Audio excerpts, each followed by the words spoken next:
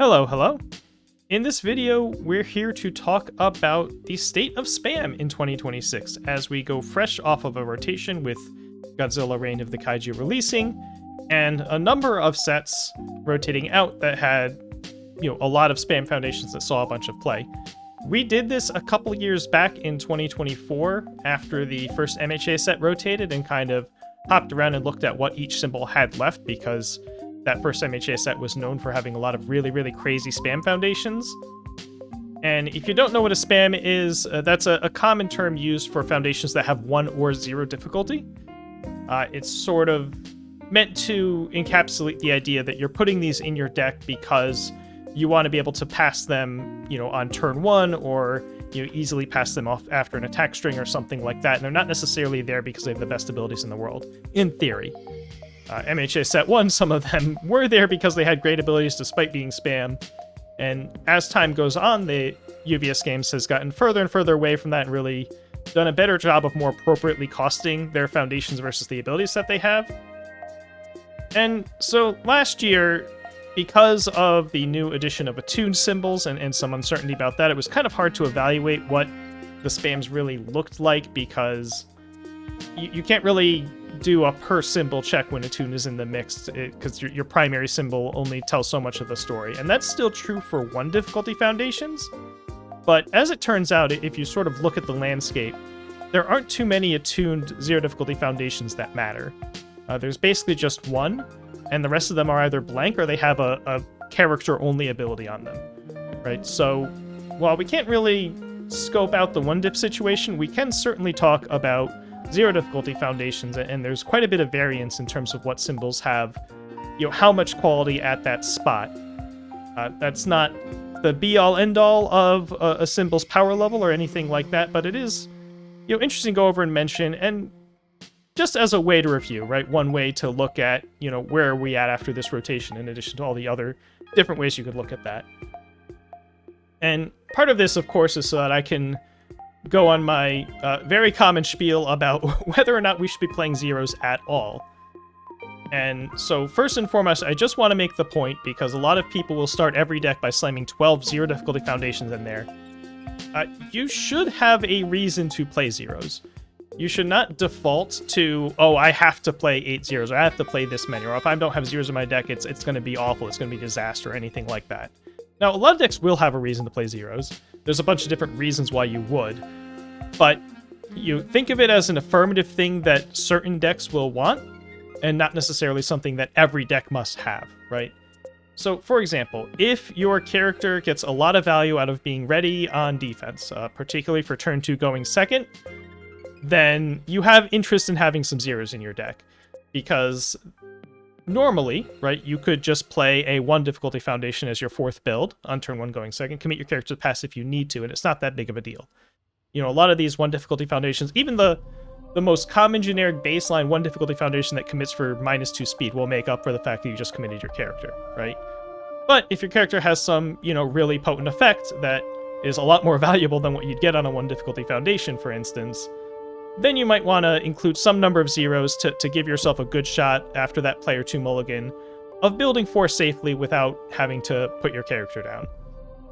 And the number that you need, it's actually surprising when you try to go through the math on this, but it's something like after the first 3, 4, 5 0 difficulty foundations, the diminishing returns really start to kick in.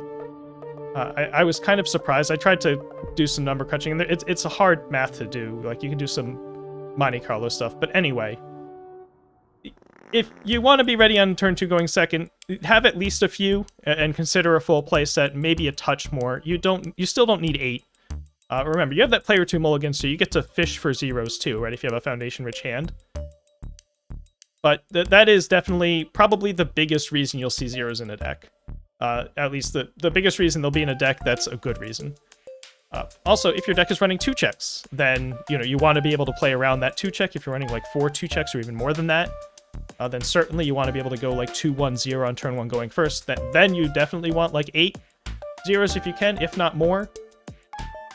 You might also have, this stuff's going to get a little bit more niche, But if your foundation base has a lot of foundations that don't flip, that have like commit abilities or stuff where you're expressly going to want them ready on a regular basis on defense in particular. And, in those cases, if you're playing, that extra difficulty when you're playing foundations after you attack means you're going to commit an important defensive piece, then that's going to matter, right? As opposed to a deck that has a decent amount of offensive foundations or a bunch of stuff that they're just going to like flip to draw one at some point that are just going to be face down, and you're going to have stuff available to commit on a poke and build type of turn. In a similar space, if your poke into build turns are going to regularly involve 2 or 3 attacks or, 3 cards in the card pool in some way, shape, or form, then, having some extra easy foundations to play after that in case you committed pretty hard for it can have some value. And then the last reason is you actually want what the 0 does. And there's less and less and less of these as we go on, but there's still a couple where, it's a Botan's Coaching or it's a Syndicate target, and your deck has a way to stack the top of its deck or some other reason why you particularly would want a Botan's Coaching, or you're just happy to have any sort of discard and draw, right? And then Syndicate target is, of course, its own, here's a 6-check 0 low block on a foundation, right? And that can be something that you proactively want. Another one is Hard-Headed. There's a couple, not Hard-Headed. I'll remember the name when I get to it in the slide shortly. There's some foundations where you actually want the effect. Not too many of them, but it does happen. So to start going through Dumbfounded, there we go. I keep calling it Hard-Headed. It is named Dumbfounded. But first and foremost, just the baseline here. Every symbol has access to High Guard and Low Guard. So your objective with a 0 difficulty foundation, if you're comparing symbols, is do we have stuff that's better than these, right? Are we at least doing better than blank 0/5 with a +3 off-zone block? And then anything with Earth attuned, obviously we'll cover this in the Earth symbol itself, but any character that might not be on Earth but they have Earth attuned, you have access to Dumbfounded, which is kind of like a 0/5 +3 block, but it has some fringe benefits. It ignores progressive when blocking, importantly, is probably the biggest one. And sometimes, depending on how your deck plays, the ability to sort of sneak in a foundation that's always going to be on the 3, late in a build turn is a little bit better than having an actual 0. We also all have Crawl to the Wall. I don't know if anybody's ever going to register this in a deck.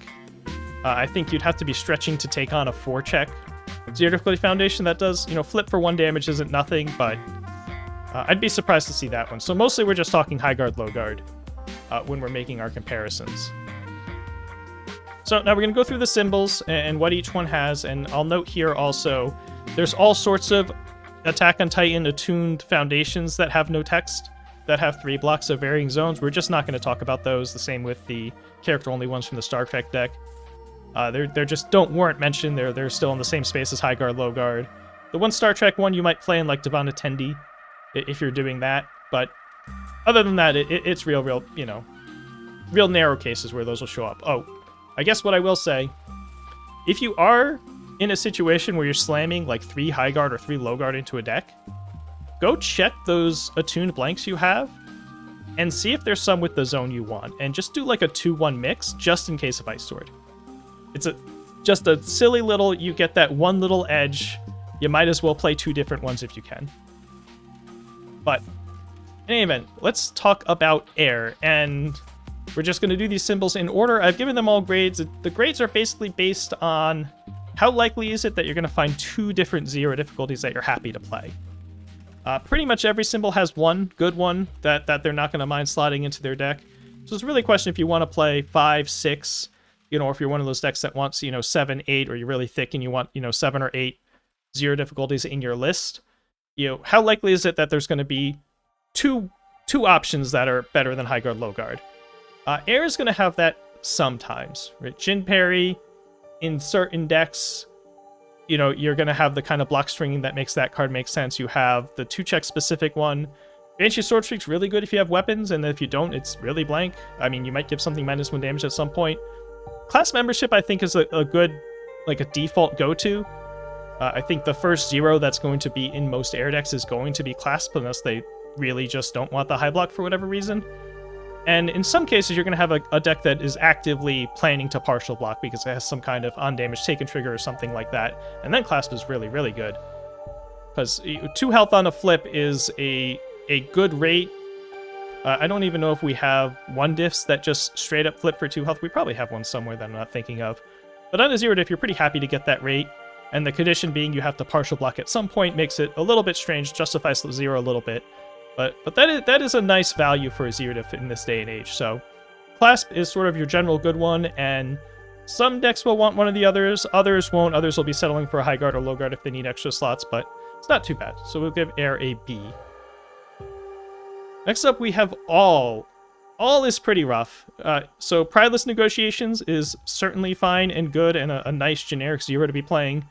Again, unless you desperately don't want the mid block, take the +2 block with the Breaker 1 on your Spam Foundation. That's very good. So you're going to have that one. If you want a second one, it's either High Guard, Low Guard, or you're playing some Spirit Beast Poo, which, if you can check the 6 check, then fine. Otherwise, I've never found this ability very compelling. You can, like, block with it and take it out of their card pool. For the most part, you're hoping not to play your 0s because of their block mechanics. It builds committed, so it's sort of like a pseudo +2 block, which is fine. If it was off zone, it'd be a lot more interesting. Some people really like this card. I've always been pretty down on it. I think a lot of players will get stuck holding that in their hand instead of just building it at points where that's a mistake to be doing, but it's not the worst thing in the world.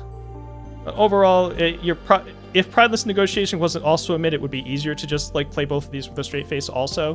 But the fact that both of your 0diffs are mids that you want to block with makes it kind of awkward. So I'll give it all a C. You're probably playing one of these, probably Negotiations, and then a high block, low block, if you're looking for a second.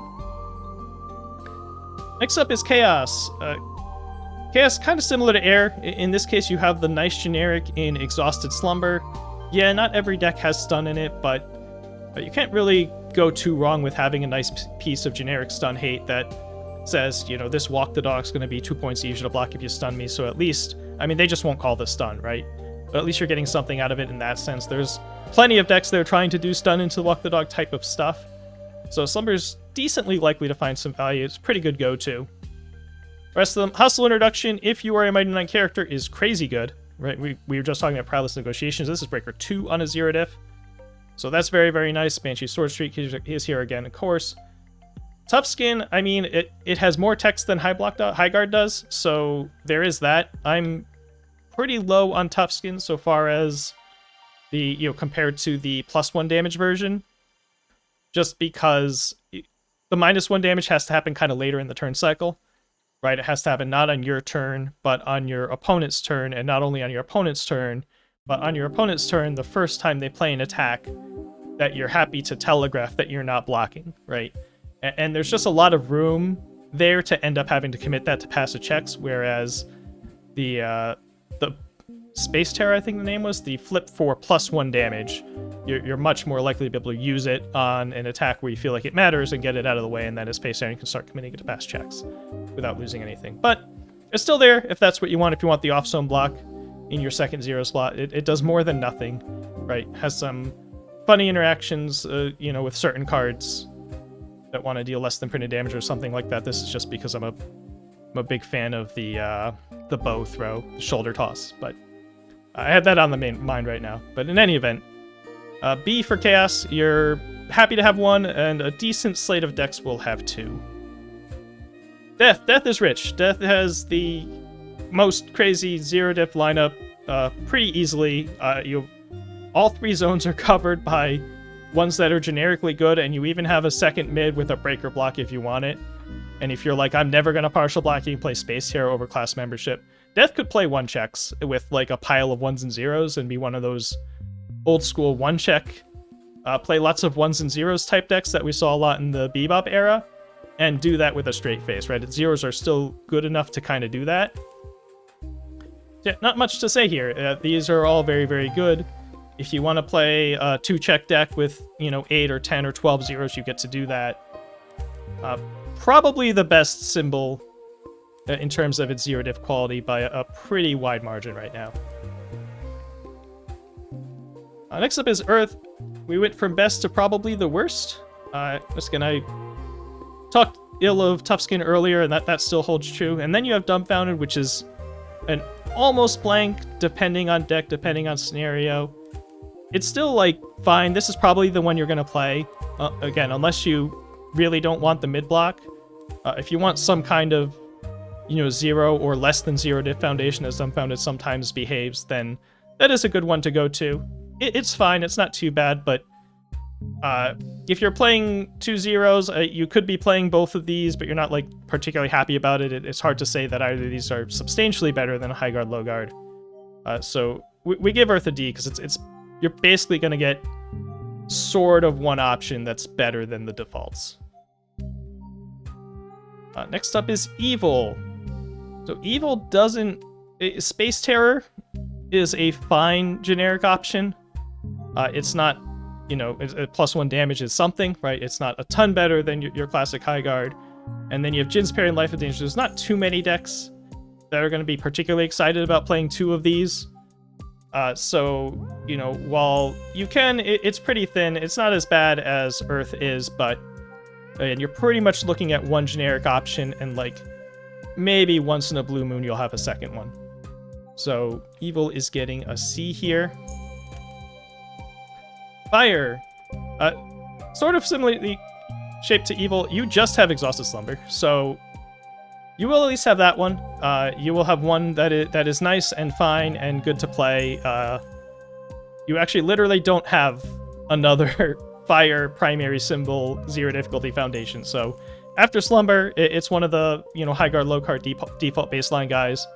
But hey, at least you have Slumber, so we'll get a C on Fire. Next up is Good, and Good has a pretty wide slate. This is kind of an interesting collection. So your go-to default is Slumber, right? So the first 0 in your deck's probably Slumber, but if you have allies or punches, you get these cool little 0/5 +2 high blocks that can do either stat on a flip. And that's pretty handy and pretty useful. So there's a chance that there's a deck that's going to be happy to play Slumber plus one of these two guys. And then, you have Spirit Beast and Jin's Parry, which, I don't give a whole ton of credence to, but maybe you want one of those for whatever reason. But still, a decent slate of decks are going to want 2 of these. You have one that you're always happy with, and if you're getting to play one of the other 2, then it's pretty good for a 0 in terms of the rate that those guys are. I mean, really, what it'll be is if you're playing one of those keywords, Demonic Teamwork or Cosmo Tower are the first one in your deck, and then Exhausted Slumber is the, like, well, I want 5 or 6, so we're going to play a couple of these kind of thing. So give the Good symbol a B. Life symbol shares a handful of cards with Death. Still good enough to be an A, just like Death is. I didn't want to, like, make an S tier just for the Death symbol. Still pretty rich. You pretty much you always have 2. Right, you will always be able to play Syndicate target and class membership and be perfectly happy with your 2 0 choices. And then if you don't want one of those for whatever reason, you still have Prideless, right? So this is a pretty nice collection of 0. It's not quite as overflowing as Death is, but it is plenty for pretty much any purpose where we want multiple 0s in your deck. So Life gets a nice grade of A. Next we have Order. It's just kind of funny. It just has 2, but it's still going to get a B because one of those is Botan's coaching, which is... I don't know if I would say it's the best 0 in the game. It's certainly the one with the biggest price tag. But, you can argue Syndicate target just by virtue of having that 0 low block is extremely good. Is a better 0 difficulty overall. But still, obviously Botan's coaching, very, very good. And then if you happen to be running punches... which I haven't examined the density of punches on the Order symbol or anything like that, but you do have one that you might be playing that could be pretty good. Even if you have 1 punch in your deck, right, 1 or 2, you might as well go ahead and slot in some Kazama's powers as your 5th or 6th or whatever spam. So I did go ahead and give Order a B. Next up, we have Void. This doesn't look like as much of the other 2. Still kind of a sneaky A grade for me because Space Terror is pretty much always fine to play. Always going to be a little bit better than High Guard or Low Guard. So you're always going to have Botans, and you always have the ability to play like a couple Space Terror if you want them. Or, hey, if you're doing some self-mill type stuff, if that hostile introduction might hit your discard pile, then that's a similar sort of, it's going to get you 1 point of damage somewhere at some point during the game. So between those 2, I'm pretty sure that any Void deck will be able to happily play a couple of 0 diffs. So for that reason, I did give it an A, and then Life of Danger is here hanging out if you're on that 2-check angle. And then the last symbol is water. This one is also an A. This is a bit of a more aggressive one because you could theoretically have a water deck that does not have weapons, does not have allies, and does not have punches. And then you won't have 2 zeros to choose from, but you'll probably have one of those keywords somewhere, I would think. So we're going to give water an A. Again, Syndicate target is the generic. That's the default. That's going to be, your first 4 zeros in your deck, probably. But similar to the good symbol, if you have allies or punches, you might do, a 3-2 mix, or you might even play more of the stat ones than you do of Syndicate targets, depending on your block situation. So that is the last symbol. So just as a general overview, to put this a tier list structure sort of works. We put grades on all these.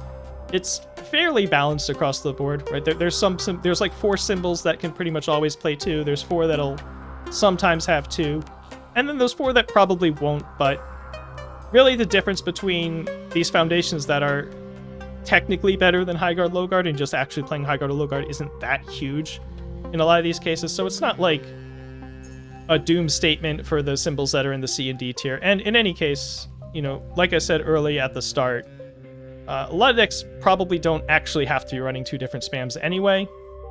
It's very much something that we're going to have to continue to transition around as a player base, as more and more of our zeros that had, effective, useful text have sort of filtered out of the game. So that'll wrap it up for this little presentation style video.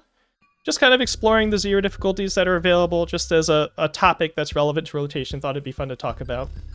So let me know your thoughts. If you're a big fan of Spirit Beast Poo, go yell at me in the comments or whatever. Yeah, hope you enjoyed this video. As always, videos on this channel are going to be pretty sporadic. It's kind of just when I feel like there's something worth yapping about. I will almost certainly do another top prospects after Chicago. Might do something in between now and then, but we'll see. Until whenever that next time is, have a nice day.